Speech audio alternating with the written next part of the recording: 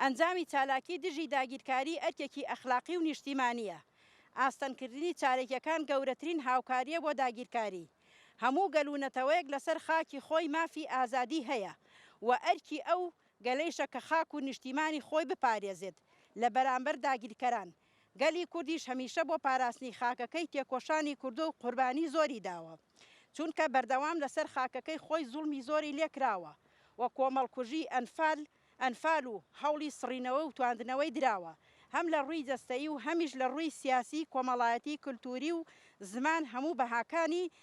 لەبەر ئەوەش هەمیشە خۆی پاراستووە و تا ئێستا گەلی کورد نەک بەردەوامی بەبوونی خۆی دەدات و لە ناو نەچووە، بەڵکو ئەمڕۆ یەکێکە لە هاوکێشە سەرەکیەکانی سیاسەتی ڕۆژهەڵاتی ناوین و جیهانیش بزوتنەوەی ئازادیخوازی گەلی کووردە.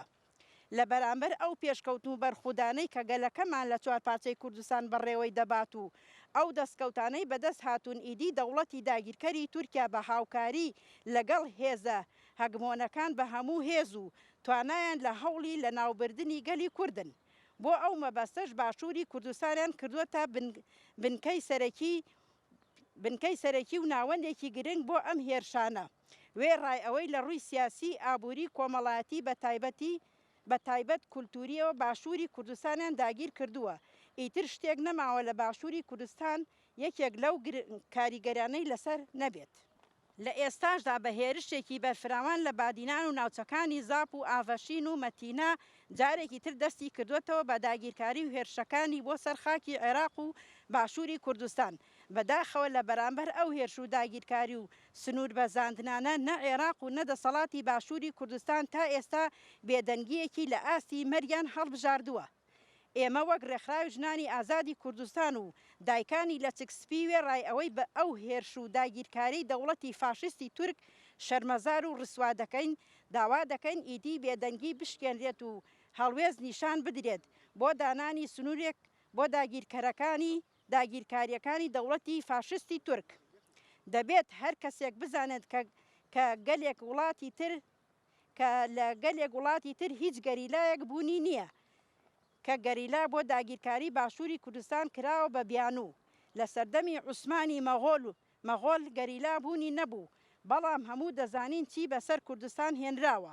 ئەوەی جێگەی داخ و شەرمە ئەوەیە وێڕای ئەوەی بێ هەڵوێستی و بێ دەنگیەکی بەشێکی زۆری لایەنە سیاسیەکانی باشووری کوردستان و دەسەڵاتی باشوور لەوە وێرانکارتر و شەرمەزاتر ئەوەیە کە ئەو دەسەڵاتە بە ئاستەنگی و گرتن و هەڕەشە دەیەوێت ڕێگری بکات لەو کەسولایەنانەی کە دەیانەوێت هەڵوێز بەرامبەر بە داگیرکاریەکان وەربگرن و چالاکی ئەنجام بدەن. ئێمە وەک ڕێکخراوی ژنانی ئازادی کوردستان و دایکانی لە چکسپی وێڕای ئەوەی ڕەخنەی توند لەو بێدەنگیە دەگرین و شەرمەزاری دەکەین، لە هەمان کاتیشدا داوا لە ئاسایشی سلێمانی دەکەین تەواوی ئەو کەس و چالاکوانانە ئازاد بکات کە لە شەوی 25 ئەمانگە لە بەرامبەر هەوڵی چالاکیان دژی داگیرکاریەکان دەستگیر کراون. لە کۆتاییدا دەڵێن ئەگەر بێدەنگن و ناتوانن هەڵوێستان هەبێ ڕێگری لە خەڵکی چالاک و خاوەن هەڵوێست مەکەن، چونکە ئەو لە قۆناغی ئێستای تێکۆشانی گەلەکەماندا دەبێتە پەڵەیەکی ناشرین بۆ نێوچەوانی هەر کەسێکە کە خاوەن ئەو هەڵوێستە بێت. جارێکی تر دەستگیرکردنی تەواوی چالاکوانان شەرمەزار دەکەین و هەرچی زووترە داوا دەکەین ئازادیان بکەن. ڕێکخراوی ژنانی ئازادی کوردستان دایکانی لە چکسپی 27 4 2021